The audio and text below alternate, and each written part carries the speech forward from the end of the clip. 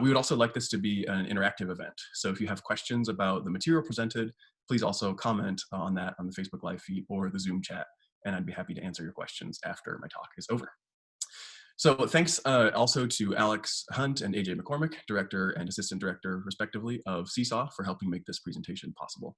Thanks also to Ryan Brooks, Brown Bag Coordinator for the Department of English, Philosophy, and Modern Languages, EPML, our co-sponsor for this event. I should say that CSAW is up and running, fully operational, even during the COVID crisis, and we are accepting a call for research projects. You should have seen that email go out recently. For some research projects for students and faculty members.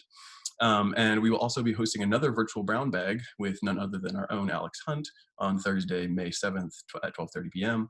The talk is entitled A Kiowa Perspective, George Hunt, the Goodnight Haley Tradition, and the Buffalo. So for all of you bison enthusiasts, mark it on your calendar. Normally for a brown bag, there's a little biographical introduction. For this one, I'm just going to briefly tell you a little bit about myself as a way of introducing my project. So my name is Tim Foster. As you know, I am assistant professor of Spanish here at WT and have recently come on board as associate director at CSAW. I have a PhD in Spanish from Vanderbilt University, where I focused on early modern Spanish and colonial Latin American literature. I've also been interested in religious pilgrimage, in particular the Camino de Santiago, or the Way of St. James pilgrimage in Spain, both as a walker and as a researcher.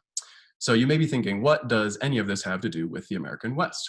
Well, if we zoom back in time for a little while, from 1540 to 1542, Coronado made his famed expedition from New Mexico through the Panhandle and into Kansas.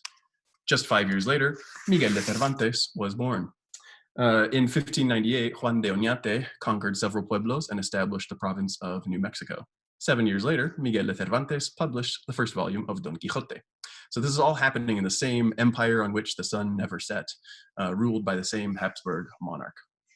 I believe it's very valuable to take a step back and take a closer look at the early cultural foundations of what became the American Southwest, originally part of New Spain.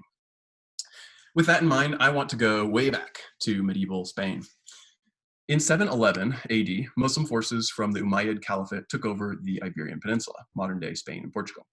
The vestiges of the Christian kingdoms reformed in the north of Spain, and over the next 800 years, Christian and Muslim political units would spar, with Christian kingdoms gradually gaining ground as they worked their way south, conquering the peninsula. This process is known, at least from the Christian point of view, as the Reconquista, or Reconquest. The Reconquista served to give Spanish monarchs religious and ideological impetus as they consolidated their kingdoms. So culturally, a key figure becomes Santiago, St. James the Greater, the apostle of Jesus. Legend had it that Santiago had spread the gospel in Iberia and was buried at a site in the northwest of the peninsula, now known as Santiago de Compostela, one of the three most important pilgrimage sites in medieval Europe. During the Reconquista, Santiago was transformed into a warrior saint, named patron of the Spains as early as the 9th century. Numerous accounts from epic poetry, such as that of the poem of the Cid, tell of Santiago interceding in battle, emerging from the clouds astride a white steed, sword in hand, to sever the heads of the Muslim enemy. In popular iconography, the figure of Santiago Matamoros, St. James the Moor Slayer, is one of the most prominent figures in Spanish churches. And the image that you see on the right side of your screen is a statue of Santiago, the Cathedral of Santiago de Compostela, located in the cathedral. If you look closely, you will see the severed heads of the infidel there at St. James's feet, which they have recently tried to cover up with large prominent lilies to not much success. So this is a bloody, controversial history, of course. The phrase Santiago y cierra España, or St. James and close Spain, became a rallying cry for religious and military zealots, as well as the object of satire by Cervantes in Don Quixote later. Spain was indeed closed in 1492 with the surrender of the Emirate of Granada, the last Muslim polity on the peninsula. That year, in 1492 holds a special significance in Spain, for it saw the official edict of the expulsion of the Jews, and for those of you who paid attention in history class, obviously 1492 was the departure of a relatively obscure fleet of Christopher Columbus bound for the Indies. Now, as the significance of the encounter with the New World became apparent, many now see the conquest of the Americas as a continuation of the religious and military zeal of the Reconquista. The same year one ended, the other began. As you may have guessed, Santiago was seen to accompany missionaries and soldiers in the New World, with dozens of recorded appearances in battles against indigenous peoples. Iconographically, St. James is rebranded as Santiago Mata Indios, or Santiago the Indian Slayer. This includes a few documented appearances in New Mexico in the 16th and 17th century. More on that later. So I've been fascinated by the different cultural manifestations of Santiago since my own pilgrimage days from 2010 to 2015 when I walked 5 separate routes of the pilgrimage up there in northern Spain. Shout out to my dad, who is watching this from Iowa and was one of my pilgrim buddies. I suppose that's one of the benefits of this format. People who wouldn't normally get to see this talk are able to attend via Zoom. So fast forward to today. Where's all this Santiago stuff going? Fast forward to today. Ever since moving to Canyon and taking the job at WT, I've been on the lookout for traces of Hispanic culture in the Texas Panhandle.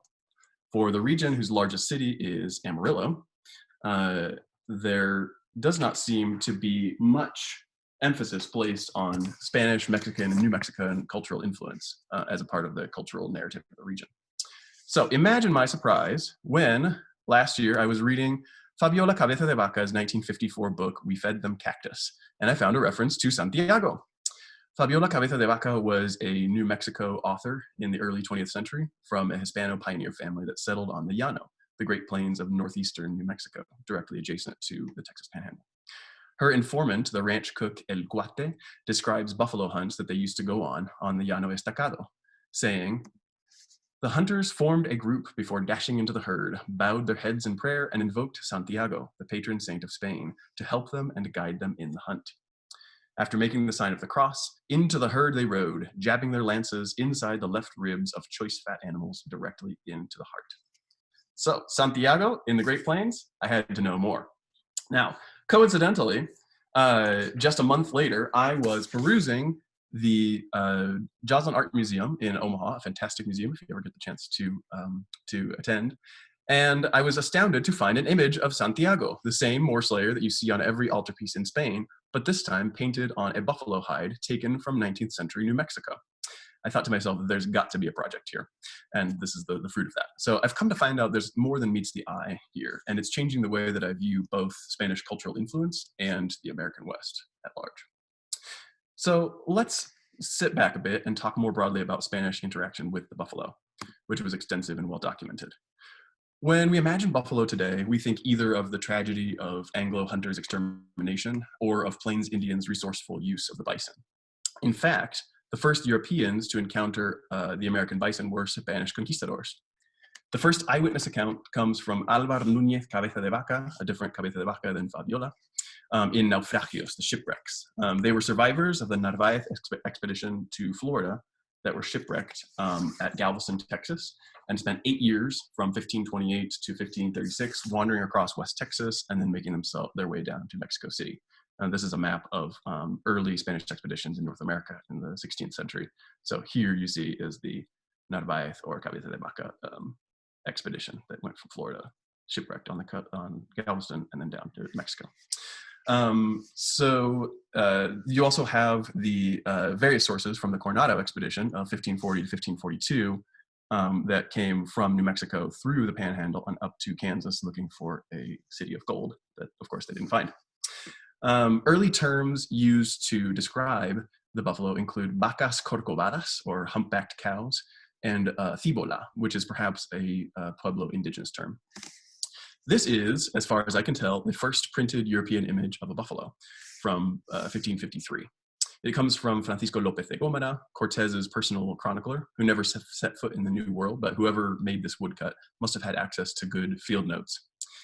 Early accounts of the buffalo in Spanish chronicles of discovery seem to stress two things. First, its potential usefulness as a source of wool or leather.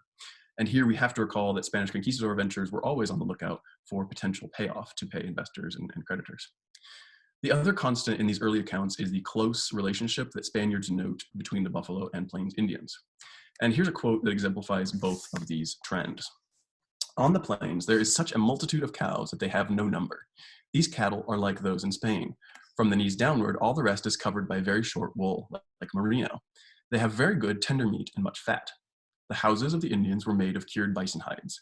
Food for the nourishment of these Indians comes entirely from the bison, since they neither plant nor harvest corn. They make their houses from the hides. They clothe themselves and make shoes from the hides. They make cords from the hides and also from the wool. The bison dung served them in place of firewood, since there is none in that land. Their stomachs are useful to them as jars and jugs from which they drink. This quote is from another derivative, a publication of a chronicler who never set foot in the New World, but who was basing it off of Coronado expedition's sources.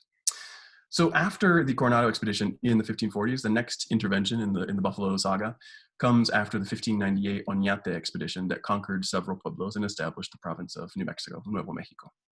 Oñate sends a military officer, Vicente de Zaldívar, out to the plains to try to tame the buffalo. And this account is worth reading from at length, so I apologize again for a lengthy quote. The day after the corral was finished, they rode out on the plain where the previous afternoon there had been some 100,000 animals. And when they began to drive them, the cattle headed very nicely toward the corral, and in a short while turned around in a fury toward the advancing troops and broke through their ranks. And they were riding close together, and it was impossible to hold them back, because this is the most stubborn and fierce animal imaginable, and so cunning that if you chase it, it runs, and if you stop or slow down, it stops and rolls on the ground as if it were a mule, and after this short rest runs off again. For several days they tried in countless ways to enclose these animals or to round them up, and there was no way to do it. And this is not surprising, because they were remarkably wild and fierce, so much so that they killed 3 of our horses and badly wounded 40 others. The first of many unsuccessful attempts to tame the buffalo, clearly. The Zaldívar attempt to tame the buffalo was recorded in the 1610 epic poem by Gaspar Pérez de Villagra, which is called Historia de la Nueva Mexico, History of New Mexico, that narrates the conquest of New Mexico. So this is the same attempt to tame the buffalo, but now memorialized in an epic poem. This is on the left here, where they saw an unruly bull, at the sight of which the horses then, snorting and bucking to and fro by use of spur or hard-held rein, were made by men to approach, and there all charged and taunted it with great rejoicing, though frightening. The barbarians, who then witnessed that power and majesty so great, by which the Spaniards controlled the charge and wildness of animals, so strong and fiery as these, he fired from his light arquebus the swift ball with its fire in the middle of the creature's brain, with such swiftness that it spread its 4 feet on the ground, set its belly, and rolling over, remained dead, stiff and quivering, lying outstretched upon its back. Now, at this point, I want to bring in a really good argument made in an article about the Spanish accounts of the buffalo by Sara Vicuña Gingrich at Texas Tech. Gingrich notes a striking similarity between the way the buffalo are described and the way that an indigenous leader is described at the massacre at Acoma Pueblo in the same epic poem. So this is the description of an Acoma leader. Such was his fury, fire, and frenzy, that from his body and eyes bright living sparks of fire were cast, and from his eyes he threw out flames, and like a furious bull, which, bellowing, we see tear up the surface of the earth, and throw it over his broadsides, and firm on his robust swift feet, in vain lash at the air, wound and tear it with both its formidable horns. Thus the barbarian enraged, cursing, blaspheming at his son. So Gingrich calls this clear comparison made between the description of the bison and the description of the Acoma leader, she terms a semantic animalization of the enemy, a clear parallel drawn between the frenzied bull, bison bull, and indigenous warrior. And I would be remiss if I did not note that in the same 1610 epic poem, in the aftermath of the Acoma massacre, the old wise man Chumpo asks the Spaniards, who was this mysterious, powerful warrior who they saw on the battlefield that helped turn the tide for the Spaniards? These sons of mine seek a Castilian who, being in the battle, always rode upon a great white horse, and has a great long beard, both white and thick, and a bald head, is tall, and wears a terrible and broad and mighty sword, with which he has stricken us all to earth, a man extremely valiant. This is, of course, none other than Santiago, the first recorded apparition of St. James in colonial New Mexico.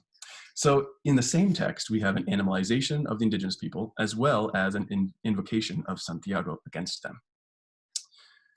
In the next few centuries, New Mexico is established as the northernmost far-flung colonial outpost of New Spain, supplied to provide a buffer against indigenous attacks on rich mines in northern Mexico. What is certain is that New Mexicans had to be more resourceful, hence the saint paintings on buffalo hide, like the one that improbably ended up in Omaha. And there are other surviving examples, not just of Santiago either. There's all kinds of saints. But here's another example from the Museum of International Folk Art in Santa Fe, of the same, you see the same iconography, of course.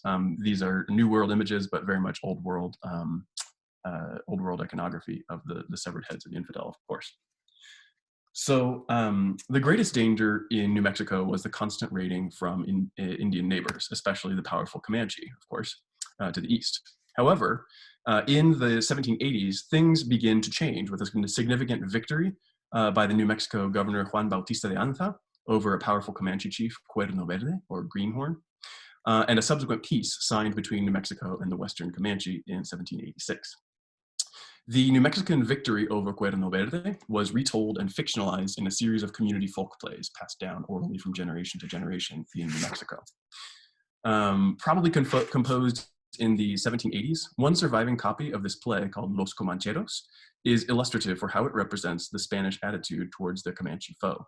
The semantic animalization that we saw earlier in the 1610 epic poem is alive and well in this folk drama. So in his opening speech, Cuerno Verde, the Comanche chieftain, describes himself as unrestrained and without fetter, knowing none who master me, like the savage bear and tiger, wandering unopposed and free. Cuerno Verde is supported by fellow chiefs Oso Pardo, brown bear, and Lobo Blanco, white wolf. In one scene, Oso Pardo launches a direct challenge at the Spanish officers across from them. What captain from amongst you will match this savage bear, this bear who tames the savage beasts, who will assault him in his lair, the fiercest lions of the wilds? So recalling this language of fierce and wildness used to describe the buffalo, of course. And in the culminating scene of the play, who do the New Mexicans call on but Santiago? Unleash your war dogs and away. Sound the trumpets, Santiago, Holy Virgin, lend your aid. And there's my dog barking in the background, this savage beast. It must be the mailman. Yet again, Santiago is called on to intercede for the Spanish in battle against an animalized indigenous enemy. This at the same time as you have images of Santiago severing the heads of the infidel painted on buffalo hides adorning churches in New Mexico. So this then brings us back to Fabiola Cabeza de Vaca, the little mention of Santiago on a buffalo hunt that started me down this path in the first place. Let's see. So after the 1786 peace treaty, New Mexicans began venturing out on the plains in greater numbers, seeking buffalo and other riches that had eluded them for centuries. Comancheros went on trading parties out to the plains, trading tobacco, bread, manufactured goods for hides, horses, and often slaves. In the same period, the ciboleros, or buffalo hunters, ventured out into the plains to hunt bison meat, and in some cases the hides. These ciboleros, buffalo hunters, using the Spanish version of the Pueblo word for buffalo, cibola, developed a distinctive buffalo hunting culture. As soon as the crops were harvested, men and sometimes women and children from villages in northern New Mexico made yearly seasonal trips out to the llano of New Mexico and the Texas Panhandle. New Mexican ciboleros were mainly in it for the meat, a much needed protein supplement for their diet. They would roll it out and dry it as jerky, later to be crushed into powder. For their hunt, ciboleros used lances with foot-long razor-sharp blades. You would run alongside the buffalo on highly trained horses to achieve a quick shot to the heart. This was highly dangerous and skilled work. There are no shortage of great images of the ciboleros. This one is a modern painting. This is a sketch made by our own H.D. Bugbee, famous artist and former curator of the Panhandle Plains Historical Museum. If we are to take Fabiola Cabeza de Vaca's informant, El Cuate, at his word, who was the protector of these ciboleros? None other than Santiago, protecting these latter-day conquistadors of the plains. Again, I read, the hunters formed a group before dashing into the herd, bowed their heads in prayer, and invoked Santiago, the patron saint of Spain, to help them and guide them in the hunt. After making the sign of the cross, into the herd they rode, jabbing their lances inside the left ribs of the choice fat animals directly into the heart. So I hope that I have drawn a clear line from early accounts of Santiago interceding in battle on the side of the Spaniards to these animalistic association between buffalo and the indigenous peoples, and then subsequently to the buffalo hunters invoking Santiago for success on their hunts. In essence, Santiago, once the Moor slayer, Matamoros, in the Spanish Reconquista, was refashioned into the Indian slayer, Mata Indios, and finally, on the northern fringes of New Mexico, into the buffalo slayer, Mata Búfalos, if you will. As Spaniards and later Hispanos in New Mexico understood the connection between the buffalo and native people that they had fought and traded with for centuries. In closing, I want to put forth the most conjectural part of my argument.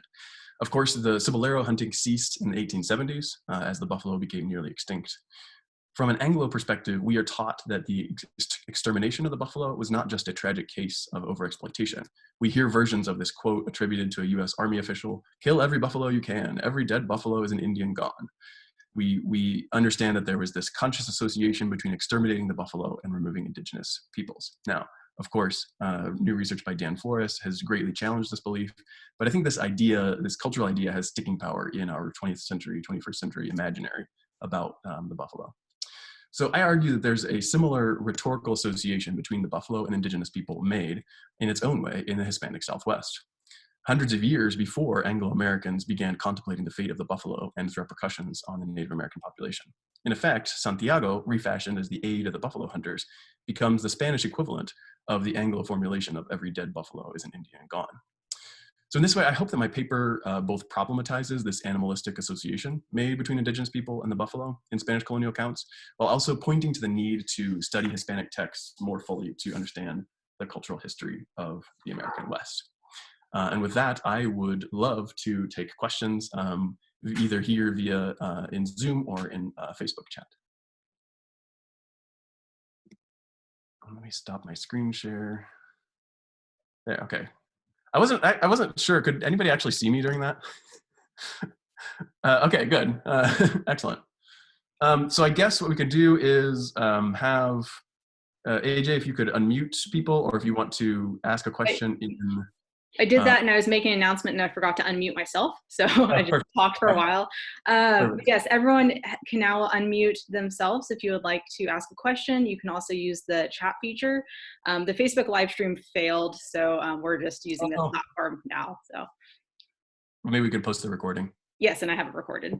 We have a question from Jean in the comments. Yeah, I see a question from the comments. Jean, could the invocation of Santiago mean that the Ciboleros respect for the buffalo as a worthy enemy? Yeah, that's very possible. And clearly the kind of fierceness that it's always regarded with would definitely lend credence to that. The difficult part with that is that Santiago is always invoked against enemies that are seen to be the infidel in just war, right? That's the entire reason, legal reason for Spanish justification of the American conquest was that these were non-Christians who could not have dominion over their own land. And so I think I've never seen a buffalo in a church. Yeah. So I think that it could be respect for a worthy enemy, but it also could be trying to paint them as the other, right? As the just enemy.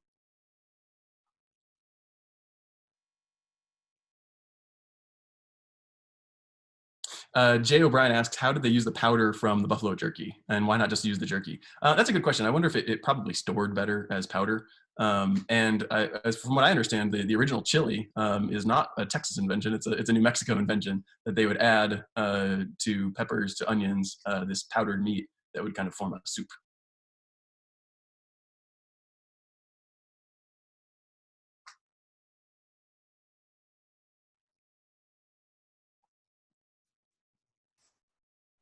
Hey, Nathan Jones here. Did you run into any connections between Cibola and Cibolo linguistically? Linguistically, I don't know, but I do think that that's probably the case. That it's maybe Cibola. No, Cibolo was named for Cibola, or vice versa. Though I'm not sure. That is not. It's always sort of in the secondary said, well, yeah, we don't really know where that word came from, but it must have been a Pueblo-Indian word. Joel Zapata says, according to El Cuate, Comanches and the other Indian people were friends. So did the bison hunter actually see Native Americans as their enemy? That is the age-old question, of course, in New Mexico, right? Because you have centuries of back and forth. Many New Mexicans draw their ancestry from indigenous people or from captured slaves from the plains, right? Captured indigenous slaves from the plains. And so, yeah, I think that's an open question, whether there was kind of a back and forth, a friendly back and forth, or whether it was more antagonistic. What is clear that there were raids. There were raids for centuries. The Comanches would raid in Texas, would raid in northern Mexico and Coahuila, would raid in New Mexico too. But in 1786, they were able to have this peace accord with the Western Comanche, at least. And that was during a time when, as I understand it, the Eastern Comanche were being devastated by diseases. And so they were in a position to, the New Mexicans were in a position of strength to make this peace accord with the Western Comanche. So maybe that was the time when they were seen more as friends, but certainly the antagonistic relationship with raiding would seem otherwise.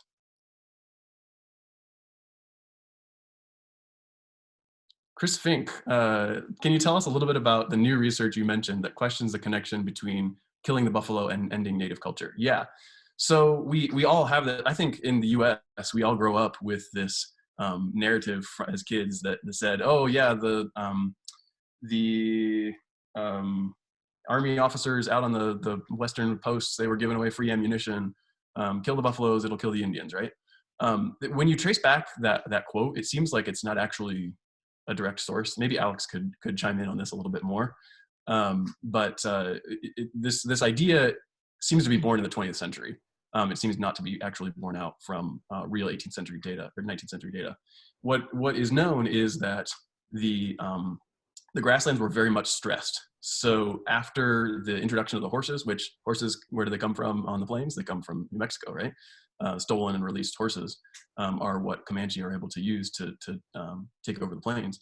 So that stressed the ecosystem to the point where buffalo populations were drastically reduced anyway. By the time the 1870s comes along and the industrialists in the Northeast invent the Sharps rifle, which is the very accurate, very long range rifle that is what ends up ultimately exterminating the buffalo. The bison herds were already very much depleted. And so it's an open question whether that narrative is actually correct or not, or whether the buffalo extermination was kind of inevitable. Extinction was inevitable even before the Sharps rifle and the Anglo extermination.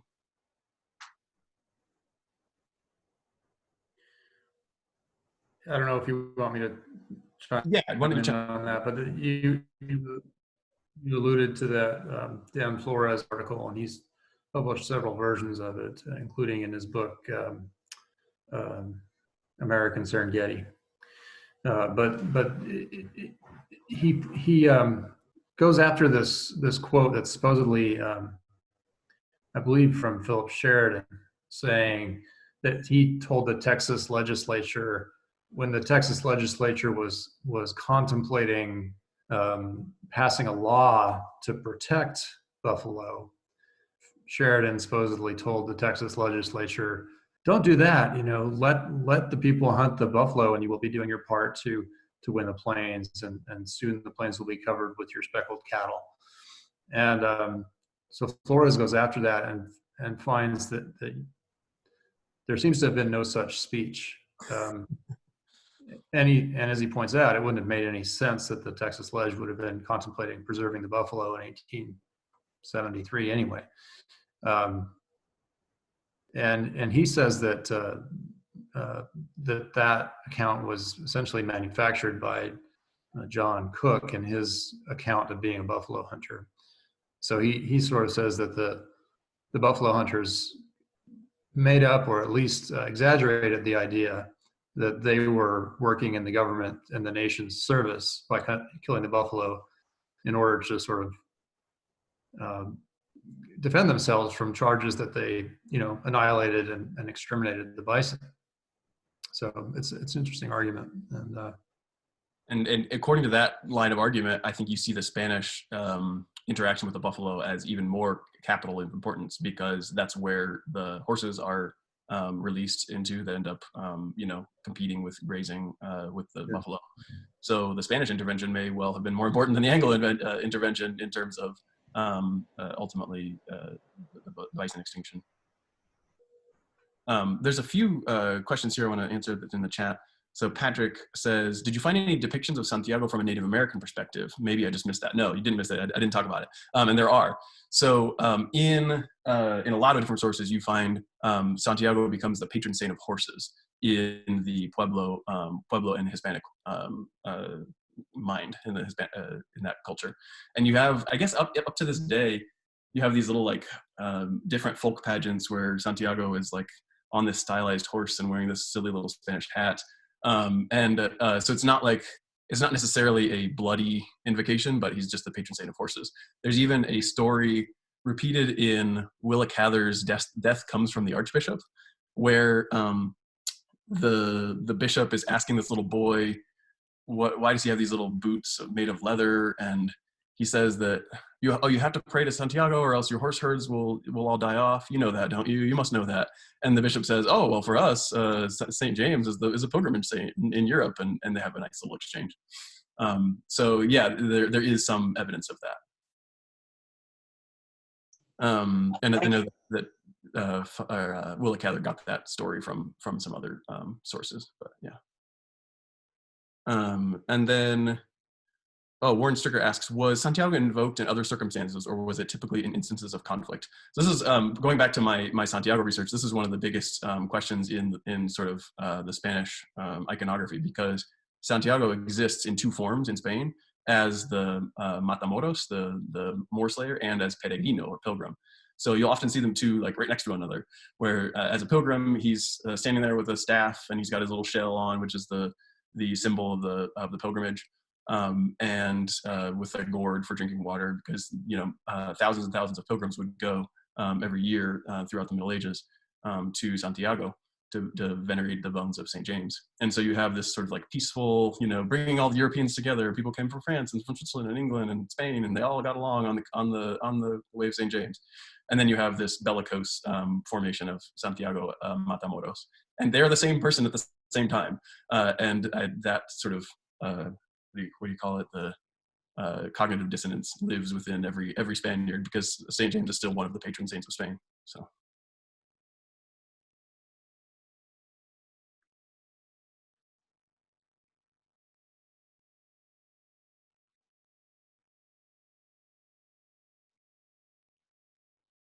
It's eerily silent. Usually you hear like shuffles of paper or at least mutters or something, but there's just nothing. Katie had asked a little while back, I think it was missed, was the entire bison used, or was it just the meat that was used? Yeah, for Ciboleros. So I think one of the reasons too that maybe there wasn't as much Hispanic hunting of buffalo before the peace treaty was that they didn't really need it. They talk about the Comanches and other Plains Indians were way better at tanning hides than any Hispanos from New Mexico were, and so usually they would just trade. The Comanches would come in for trading fairs in Taos, but so it was mostly the meat, a little bit of the hide that was used when the Ciboleros went out to the plains, but it was mostly just a meat source for farmers who didn't have a lot of meat. It's really interesting though if you look at it, because so if we know the Anglo hunters, they're in the same time were there exclusively for the hides to use as belts in industrial factories in the Northeast, right? And so you'll read these accounts of buffalo hunters that will say, of Anglo buffalo hunters that say, we saw the Ciboleros out there, and in theory we should have been able to coexist, right? Because they wanted the meat and we wanted the hides. Okay, yeah, let's try it out. And so they talk about that. And tongues too. Yeah, thank you. Michael Brower mentions the tongue was a delicacy, right? Both in Mexico and in the U.S.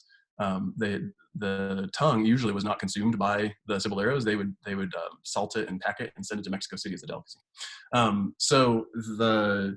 In theory, the Anglos and the Ciboleros should have been able to coexist. One want the hide, the other want meat.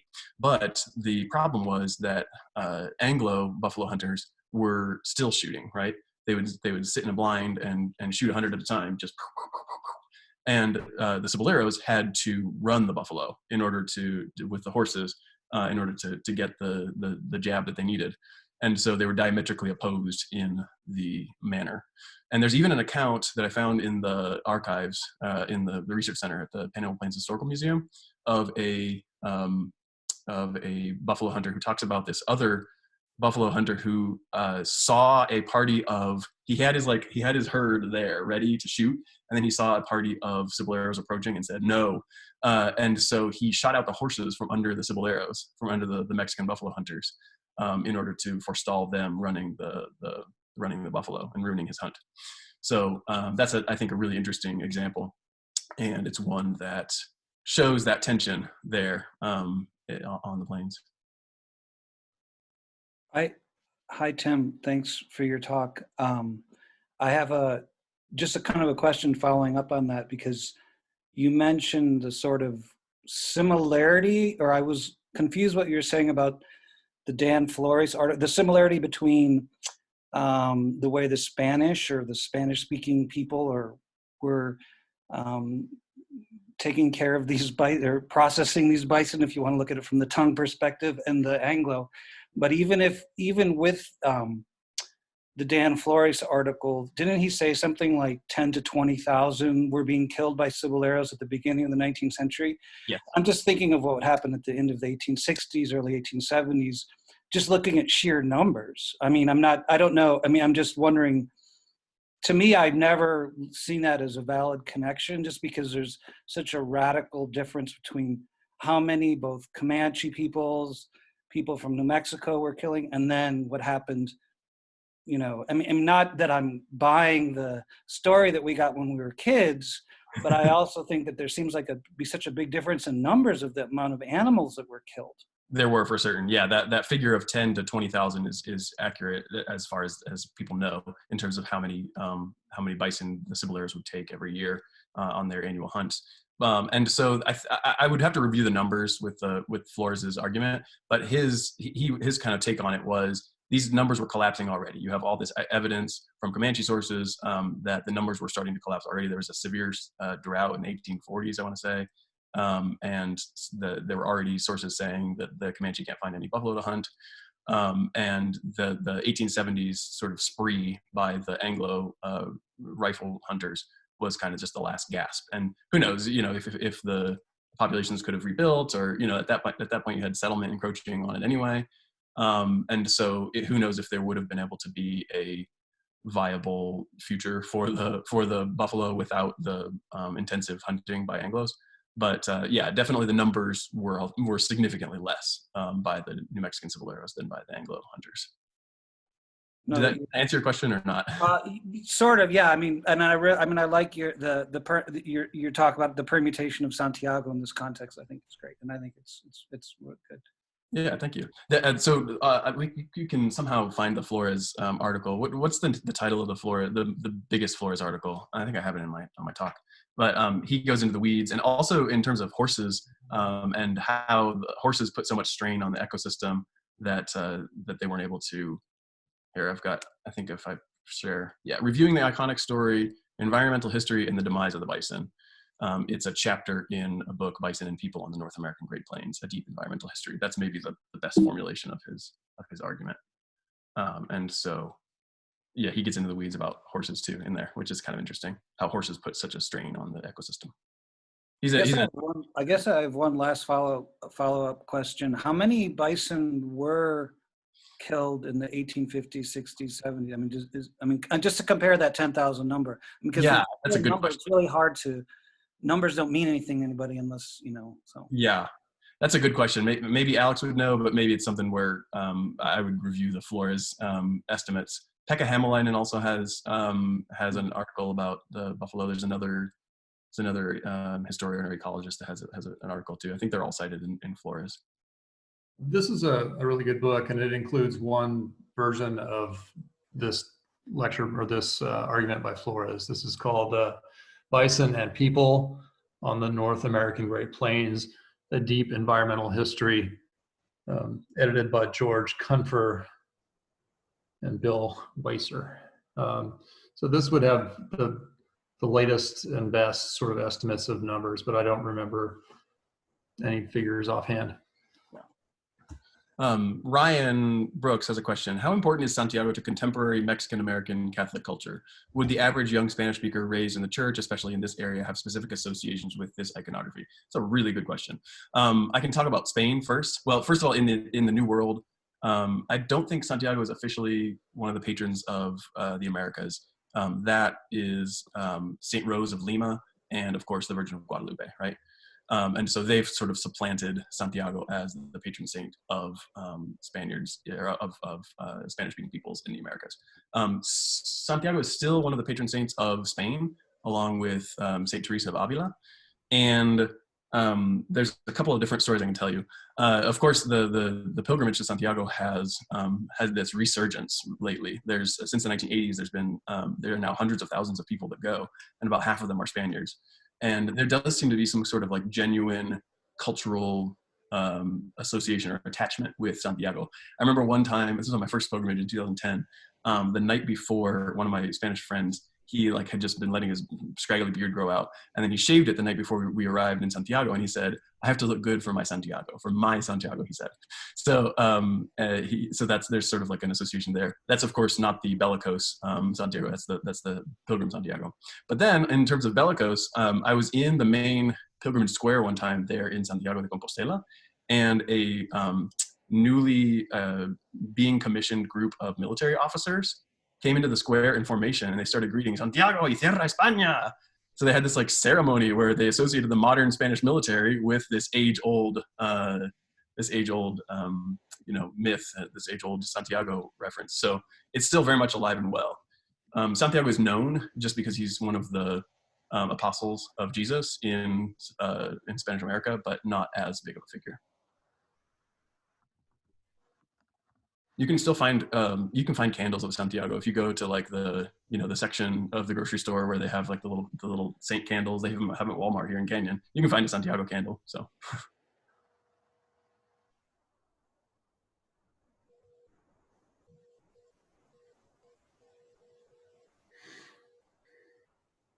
Michael Grauer has a question. Northern New Mexicans consider themselves Spanish, not Mexican, even today. What about Santiago appearing in Genízaro communities such as San Miguel and Las Vegas? That's a complicated question.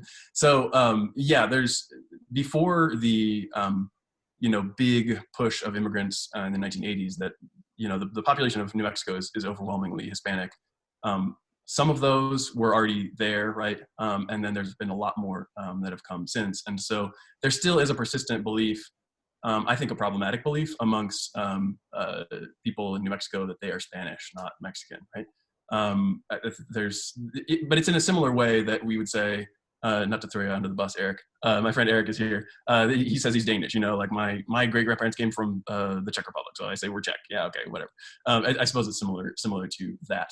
And then he asks about the Genízaro community. So Genízaros were the resettled indigenous captives that were sort of sent out to the plains to found these new communities. They were many times on the bleeding edge of the New Mexican society, and in another problematic kind of sense, where they would send out the redeemed captives to settle the plains. And I don't know about that, about Santiago appearing in those Genízaro communities. That's a very good question. San Miguel, Las Vegas are some of those communities there in eastern New Mexico.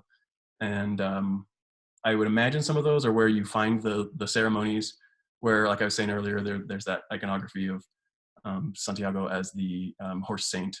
And I forgot to tell you about this. They have this ritual where they used to ride horses up into the 30s and have they call it a cock pole, where the rooster was hanging or rooster was buried, and they would ride by on a horse and try to grab the head. And like the first person to be able to grab the head and separate from the body, won or whatever, and then they would just massacre the rooster, basically. So that was a very much a festivity associated with Santiago in the kind of bellicose horse culture there. So that practice is also documented in Spain at the same time. So.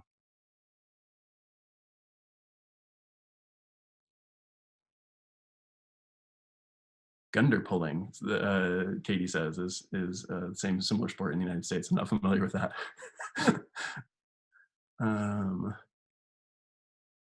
Oh, interesting. Daryl Birkenfeld, one small bit of connection between Hispanic culture and Santiago. A Butte Mass was celebrated northwest of the community of Mosquero, New Mexico, on the last Sunday of July, as close as possible to the Feast of St. James, which is July 25th, to ask for the saints' intercessions for rain. My parents drove over for the Mass in early 1990s. I'm told by my friends in Boyeros, New Mexico, that the outdoor Mass is no longer held after a couple of decades when it was celebrated. Ooh, I would love to know more about that. If you have any sources for that, Daryl, I'd love if you could send me those. That'd be wonderful. Thank you. Jenny and Zarillo, can you share a favorite bison dust recipe? Kidding. Well, actually, so Fabiola Cabeza de Vaca, the author of We Fed Them Cactus, she does have a book, Historical Cookery, which is said to be the first, two cookbooks, that's right. Said to be the first Mexican cookbook published in English in the United States. So maybe you can find a bison dust recipe in there. I have a copy of it if you need it. Social distancing, sorry, maybe I can drop it off on your porch.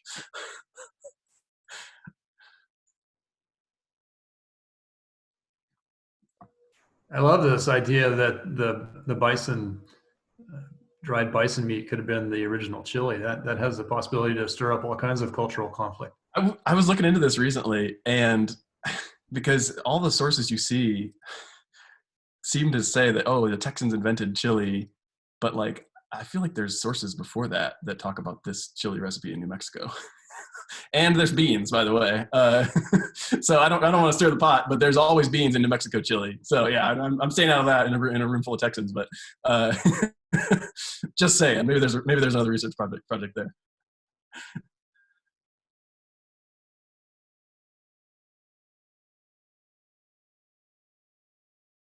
Well, we're up on 120. Are there any other questions? Do we want to end things? Hard to read the room.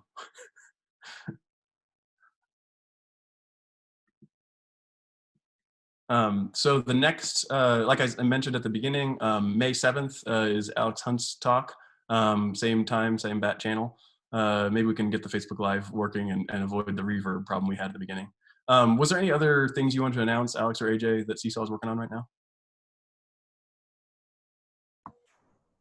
Well, you know, we are rebooking a lot of our events that we had to cancel this spring for next year, although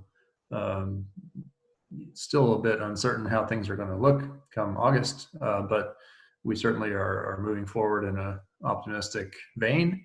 But as you mentioned earlier, the main push we want to do now is getting some good research grant proposals in. So please look for our call for papers for proposals. But thank you, Tim. That was a wonderful lecture. Very interesting stuff. Thank you. Thanks for all your participation.